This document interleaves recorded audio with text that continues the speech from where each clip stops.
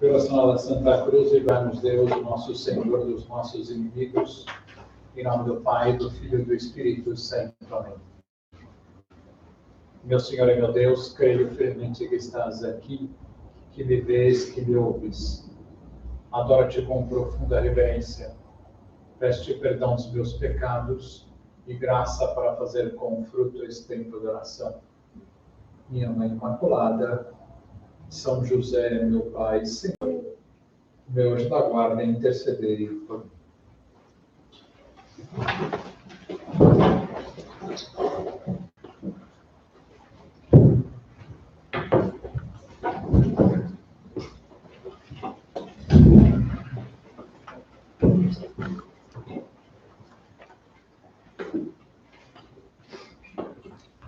A Quaresma nos leva a considerar muitos temas da vida espiritual. O foco da Quaresma, qual é? É a consideração do pecado. A necessidade de fazer penitência pelos pecados já cometidos e a necessidade de conversão no que diz respeito aos pecados que nós estamos cometendo hoje. Essa é uma luz que me veio neste ano, nesses dias, quando começou a Quaresma, pensando em várias vertentes da Quaresma. A Quaresma nos fala de penitência, nos fala de conversão, nos fala de jejum, de oração, de esmola, nos fala das cinzas, na quarta-feira de cinzas. E pensando em tudo isso, por exemplo, pensando como conjugar a penitência e a conversão. Então, me veio essa ideia de que a penitência se refere aos pecados passados. Porque todo pecado deixa uma mancha na alma. Nos desvirtua de Deus. Nos afasta de Deus de alguma maneira. Mesmo que eu tenha sido perdoado. Lá na confissão, eu me confesso desses pecados, Deus me perdoa. E até dependendo do arrependimento, essa mancha é tirada da alma.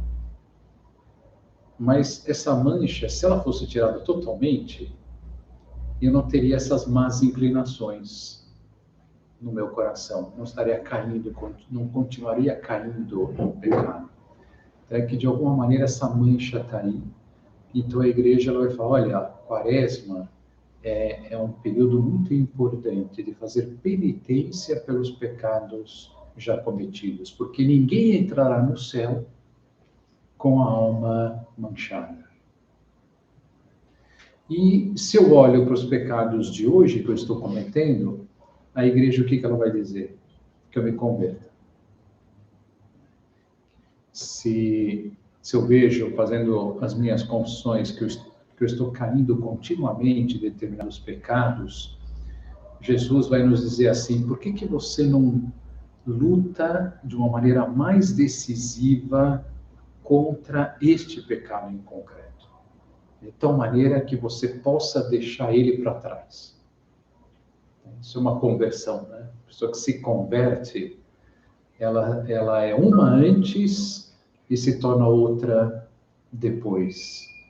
Pode ser que a gente não mude, assim total, nunca mais volte, mas eu posso dar uma boa desbastada nesse pecado. Eu posso, com a graça de Deus, realmente me converter. E na consideração do pecado, olhando agora para Deus. Então, se eu falo de penitência, se eu falo de conversão, se eu falo de jejum, de oração, de esmola, estamos olhando para nós mesmos, a nossa tarefa na Quaresma. Mas eu posso olhar para o pecado olhando para Deus. O que Deus fará na Quaresma? O que Deus fará na Sexta-feira Santa? A partir da quinta-feira à noite, quando terminar a última ceia, começará a paixão de Cristo. E então nós vamos ver todo o amor de Deus derramado por nós. Todo o amor de Deus. Um Deus que vai dar a vida por nós, né? Para arrancar o pecado do nosso coração. E vendo a morte de Cristo, não sei se vocês já sentiram isso olhando para a cruz.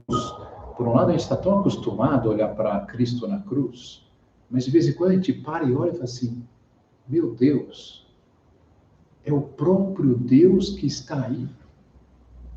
É o próprio Deus que foi morto pelos homens, que se deixou morrer, né? Porque ele não morreria se ele não deixasse, não se deixasse. O próprio Deus. E aí nós vemos toda a gravidade do pecado. Como o pecado é de uma dimensão, de uma seriedade que levou à morte do próprio Deus. E, por outro lado, nós vemos a misericórdia divina. Um Deus que, diante de tantos pecados, de todos os pecados que os homens já haviam cometido até então, e que cometeriam a partir daí, porque Deus ele vai redimir, ele vai salvar a nós, pensando em todos os seus filhos que vão existir, todos os pecados que vão ser cometidos. Então nós vemos toda a misericórdia divina, a misericórdia infinita de Deus. E eu queria que nessa meditação, nessa primeira meditação do recolhimento, nós considerássemos justamente isso. Diante de tantos temas que podemos considerar na Quaresma, considerar a misericórdia de Deus. Isso vai nos conduzir para pensar em nós, que é aumentar a nossa capacidade de perdoar. Santa Teresinha, ela dizia que se não pecássemos, se os homens não pecassem, nós não conheceríamos este lado do coração de Deus, que é o mais belo, o mais extraordinário, a misericórdia. Nós conheceríamos a misericórdia divina se não houvesse o pecado? Então, talvez seja até algo que Deus tenha permitido. Tem autores que falam assim, que Deus, talvez ele tenha permitido um pecado, que nós pecássemos, para que nós conhecêssemos o tamanho do seu amor. A dimensão do seu amor, um lado do seu amor que é incrível e que nós nunca conheceríamos se não fosse pelo pecado. Numa ocasião, Jesus disse a Santa Faustina é a santa que Deus quis revelar de uma maneira mais profunda a sua misericórdia. Vocês conhecem a história de Santa Faustina? É uma santa polonesa que morreu com 33 anos de idade, a idade de Cristo. E Deus vai se revelar a ela como esse Deus de uma infinita misericórdia, e é Ele que vai dizer para ela que ela consiga, conversando com o bispo da sua diocese, depois, mais para frente, com o próprio Papa, que se institua o Domingo da Divina Misericórdia. E foi instituído. O Papa João Paulo II instituiu o Domingo da Divina Misericórdia, que é o domingo seguinte ao Domingo da Páscoa. Então, nós vamos ver Cristo morrendo na cruz, na sexta-feira. No domingo vai ser o domingo da ressurreição da Páscoa. E no domingo seguinte, nós vamos comemorar toda essa misericórdia de Deus que Ele derramou, que Ele mostrou na paixão e nesses dias tão dolorosos. E Ele disse assim numa ocasião para Santa Faustina, para nós conhecermos um pouquinho essa misericórdia dele. A minha misericórdia é maior que as tuas misérias e as do mundo inteiro. quem pode medir a extensão da minha bondade? Por ti, e agora que cada um de nós veja a nós, por ti desci do céu à terra. Por ti permiti que me pregassem na cruz. Por ti permiti que fosse aberto pela lança o meu sacratíssimo coração. E assim abri para ti uma fonte inesgotável de misericórdia. E aí depois ele vai dizer assim para ela: meu coração está repleto de grande misericórdia para com as almas, e especialmente para com os pobres pecadores. Vamos imaginar os maiores pecadores, os maiores hoje, que estão vivendo hoje aqui na Terra. Vamos imaginar, né? Deus está dizendo isso, né? Que o meu coração está repleto de misericórdia, especialmente para os grandes pecadores. Se os pobres pecadores pudessem compreender que eu sou para eles o melhor Pai, que por eles jorrou do meu coração o sangue e a água como de uma fonte transbordante de misericórdia. Que a alma fraca, pecadora, não tenha medo de se aproximar de mim. Na verdade é que tem tanta gente que tem, pelos seus pecados, tem medo de Deus. Tem pessoas, inclusive, que podem e que caem no desespero na hora da morte, pelos pecados que cometeu. E Deus, se revelando para Santa Faustina e outros santos, diz que isso é a maior dor que ele pode sentir. Não confiar na sua misericórdia. Mesmo que esses pecados tenham sido muitos, muito grandes. Então, que a alma fraca, pecadora, não tenha medo de se aproximar de mim, pois mesmo que os seus pecados fossem mais numerosos que os grãos de areia da terra, ainda assim seriam submersos no abismo da minha misericórdia. Que coisa. Então, aqui, por essas palavras, nós vemos que não há motivo nenhum para se desesperar. Nenhum. Né? Que Deus, o coração dele está aberto de uma maneira inimaginável para o nosso arrependimento. Inimaginável. Né? Isso não significa que nós vamos abusar, né, desse amor de Deus, mas que nós,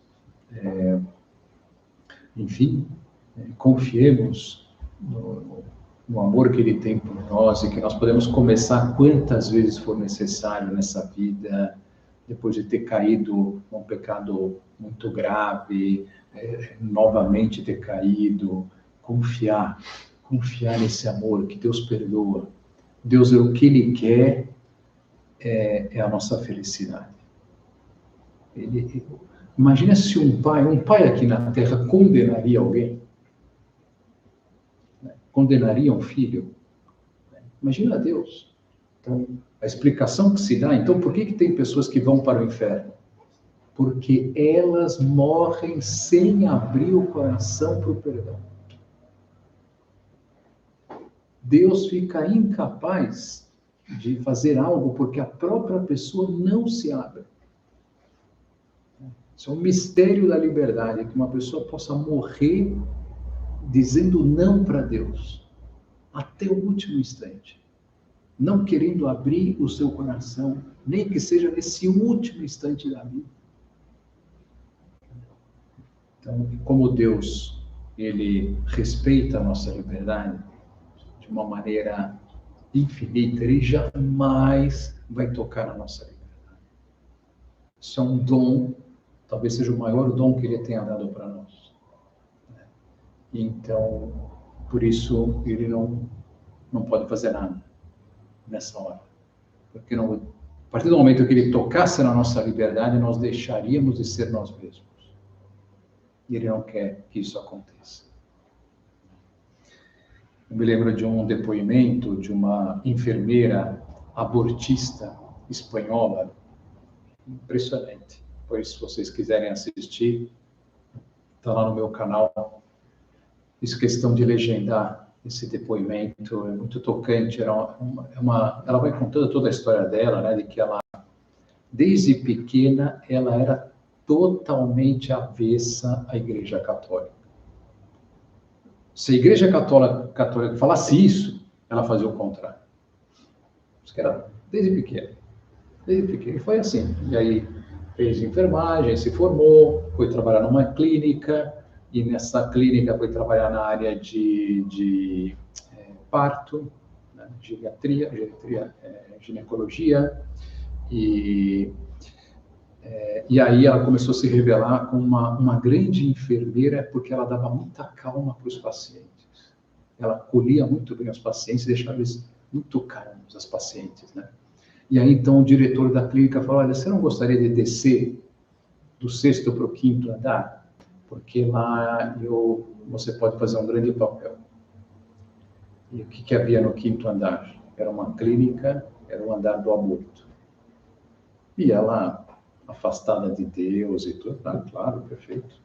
Né? Então, ela vai apoiar aquelas mulheres, dar conforto para aquele momento, porque muitas têm um surto nessa hora, né? Um momento, né, que a consciência bate lá, então o papel delas é que elas, uma vez que elas entraram na clínica, elas fossem até o fim. E ela vai fazer isso anos. Só que, logo no começo, ela conta que vai começar a sentir uma náusea. E que ela não sabe muito explicar por quê. Uma náusea. E ela começa a tentar afastar isso de alguma maneira. E ela decide começar a correr. Com uma fuga para afastar essa náusea. E aí passa a fazer maratonas. E fazendo maratonas ainda não consegue, então ela vai fazer ultramaratona. E ela vai viajar no final de semana, ultramaratona, 120 quilômetros, na montanha. Uma loucura. E ela vai conhecer o Nepal, e ela vai... Enfim. E um belo dia, 10 anos de casada, não tinha filhos, o marido chega e fala, estou indo embora. Ela jamais tinha passado pela cabeça dela que isso podia acontecer um dia na sua vida. Ela se afunda tanto que ela decide se matar. Ela pega a chave do carro para se matar, para tomar a providência que ela ia tomar. Só que nessa hora ela conta que ela tinha 2 cachorros que não davam a mínima bola para ela. Provavelmente porque ela não dava a mínima bola para eles, né?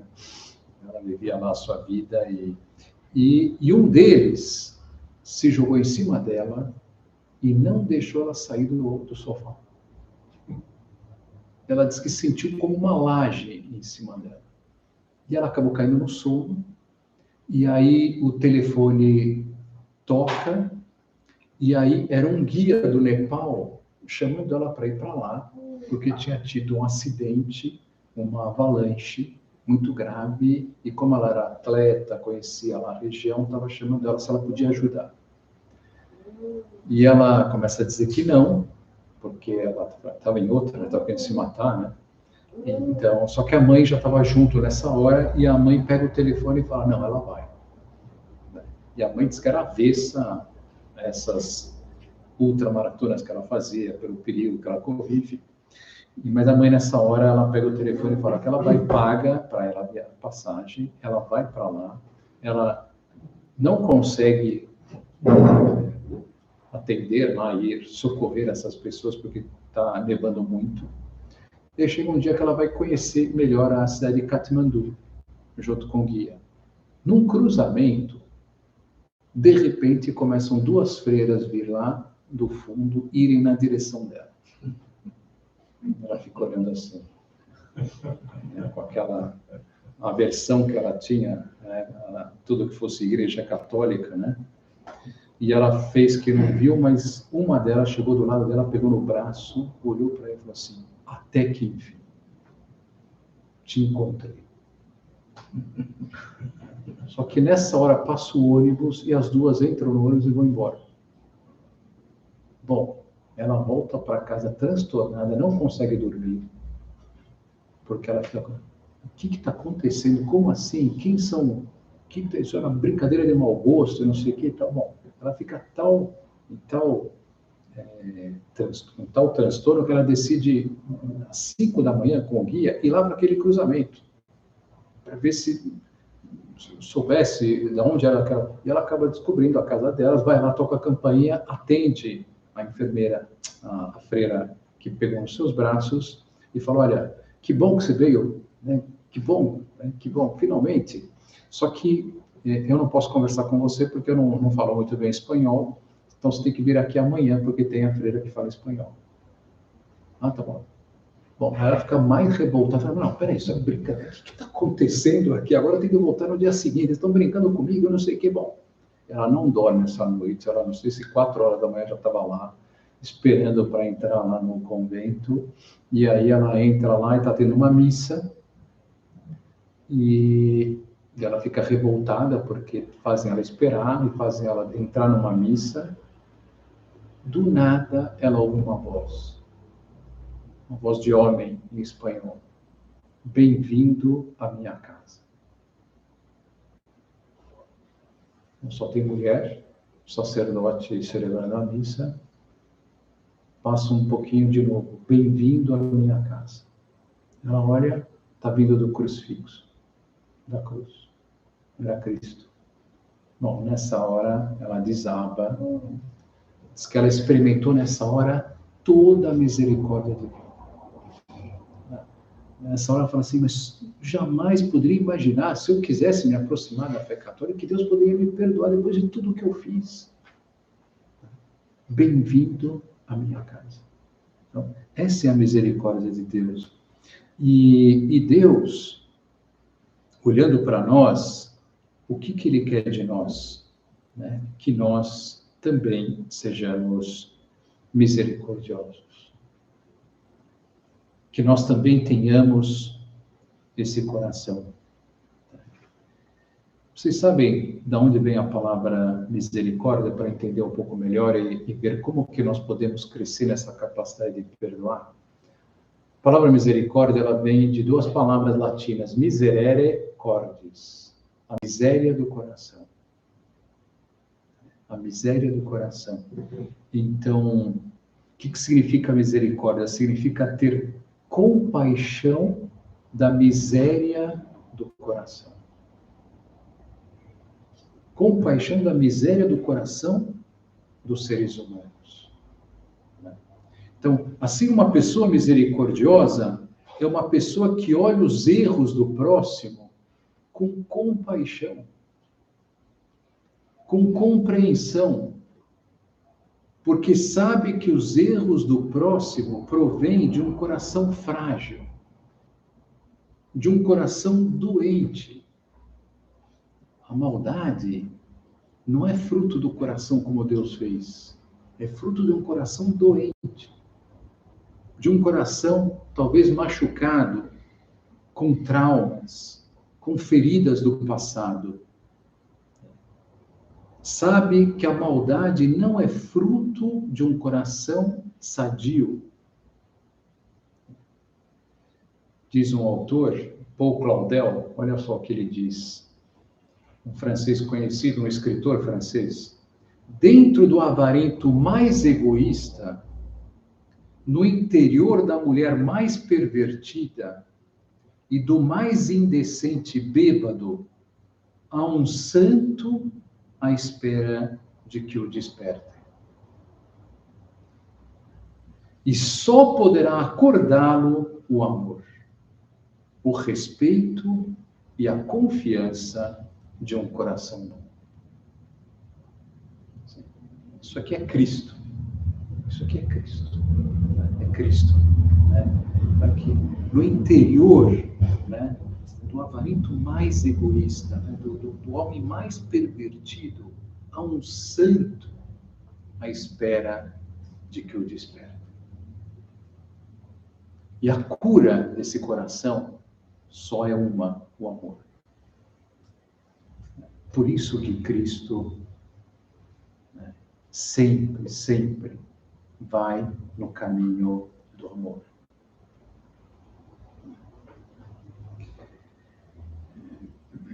Então,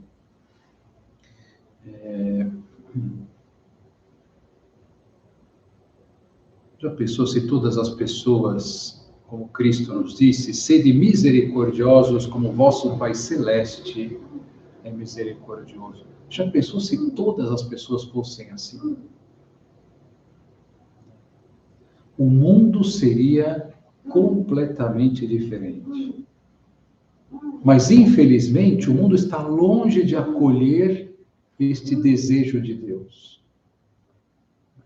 O que se vê a todo dia no mundo são guerras, brigas, discussões, agressões físicas, verbais, num lar, no ambiente de trabalho, e as pessoas criticando umas às outras. O mundo está longe de experimentar a paz que é fruto da misericórdia. A paz de Cristo. E por quê? Porque há uns inimigos da misericórdia.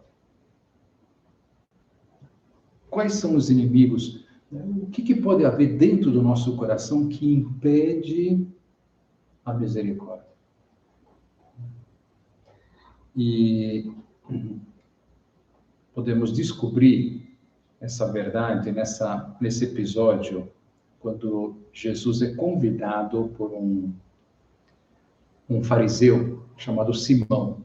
Pessoas que confundem aqui esse Simão com Simão Pedro. Não, é um fariseu que ele convidou Jesus para um banquete. Vocês lembram desse episódio? E que Jesus chega nesse banquete e ele não vai ser recebido com a menor delicadeza. Não vai ter nenhum daqueles gestos normais de um convidado, né? De lavar os pés, né? A unção, né, da cabeça, lavar as mãos. Simão não teve nenhum gesto de delicadeza com Cristo. No entanto, chega naquele banquete uma mulher pecadora e ele olha para aquela mulher com um olhar fulminante. E aí, nosso Senhor, ele vai falar: Simão, né, tenho uma coisa a te dizer. E aí ele vai dizer: olha, eu cheguei aqui, né, você, ó, Simão, vês esta mulher? Entrei em tua casa e não me deste água para os pés.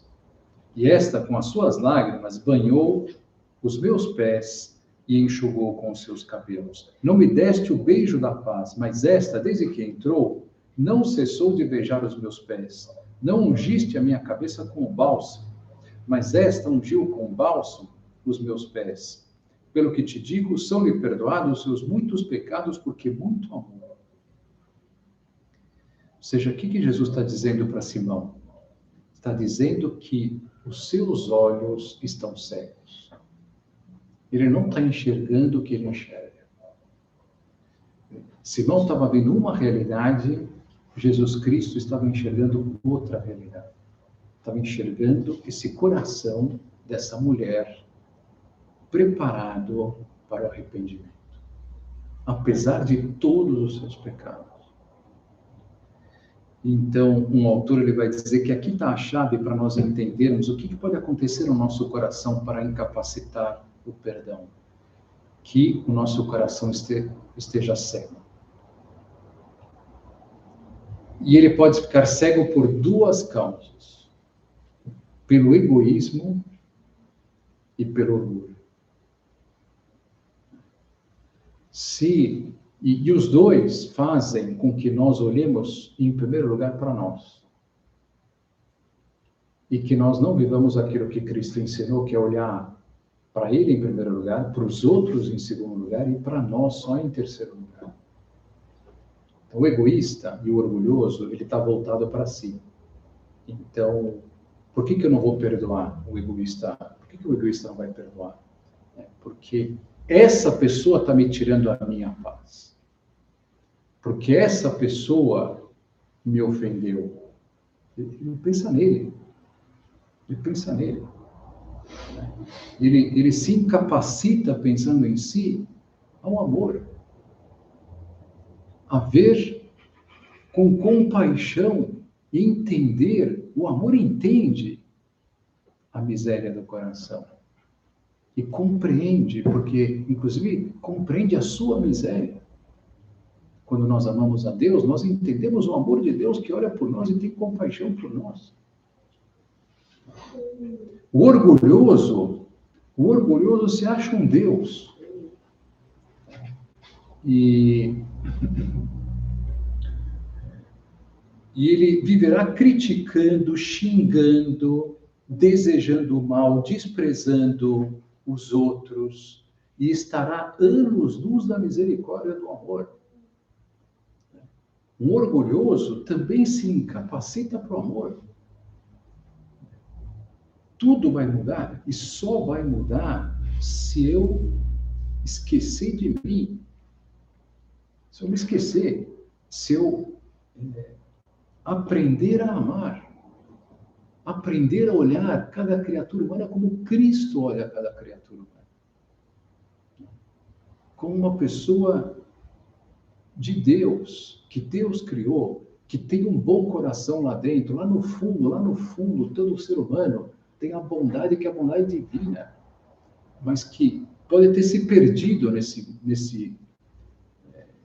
mundo, nessa vida, tem manchas pretas nesse coração pelas suas más inclinações, pelos seus pecados, mas não tem um coração preto com algumas manchas brancas. Cristo não olha os nossos corações assim.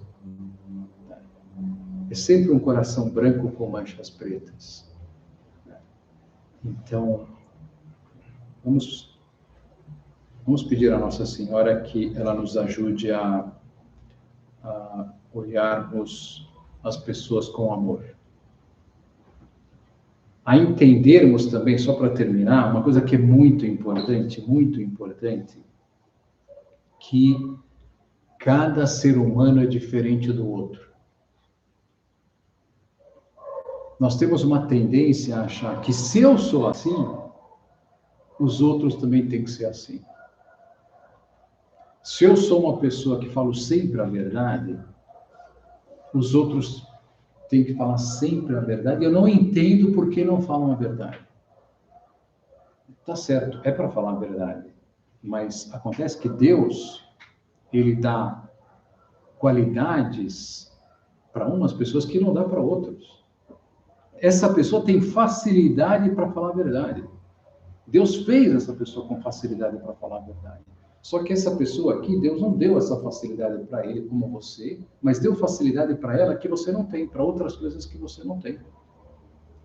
Para que cada um de nós nos ajudemos e façamos com que todos melhorem com a colaboração, com a oração, com o amor, com a caridade.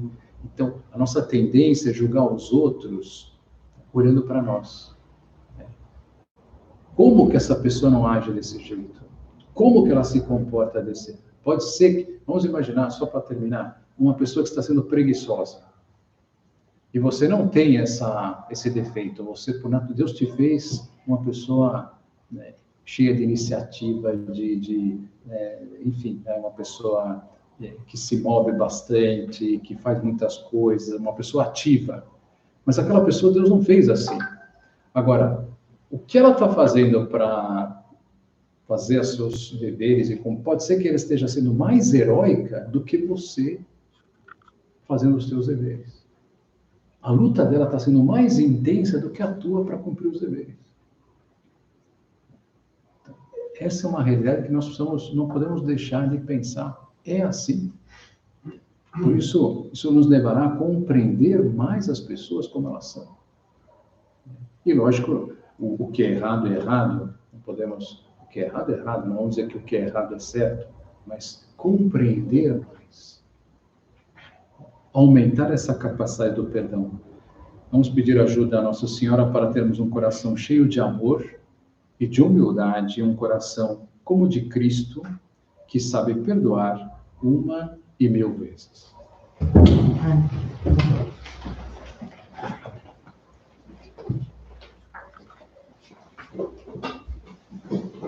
Dou-te graças, meu Deus, pelos bons propósitos, afetos e inspirações que me comunicaste nesta meditação. Peço-te ajuda para os pôr em prática. Minha Mãe Imaculada, São José, meu Pai e Senhor, meu anjo da guarda, intercedei por nós.